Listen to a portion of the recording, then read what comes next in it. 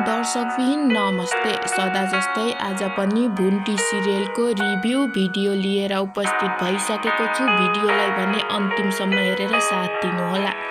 दर्शकविहीन अहिले भुन्टीलाई निकै दुःख पाइरहेको देख्न सकिन्छ। भुन्टीको बुढोले नबुझेपछि अरू त झन् कसको कुरा गर्नु।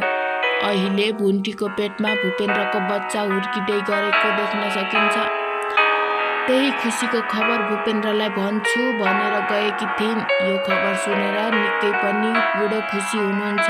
हाम्रो सम्बन्ध पहिलाको जस्तै हुन्छ भन्ने सोचेर गएकी थिइन्। तर के थाहा बिचरा भुन्टीलाई यस्तो भन्यो कि भूपेन्द्रले सुन्नै नसक्ने, सोच्दै नसोचेको आरोप लगाएर घरबाट धकेलेर भुन्टीलाई निकालिदियो।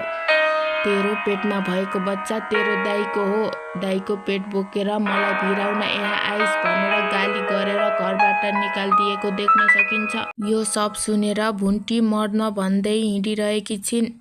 मर्न भनेर भिडबाट हाम फालेकी हुन्छन्। त्यत्तिकैमा भुन्टीको दाइ टोकले पुगेर बचाउँछन्। यदि भुन्टीलाई केही भएको भए भूपेन्द्र त खुसी हुन्थे, तर भुन्टीको आमा बुवा, भुन्टीको घर परिवारलाई के बित्थ्यो होला? भुन्टीको आमा बुवाको हालत के हुन्थ्यो होला? आफ्नो मनमा लागेको कुरा हाम्रो कमेन्ट बक्समा लेखी भिडियोलाई एक लाइक गर्न नबिर्सनुहोला। धन्यवाद।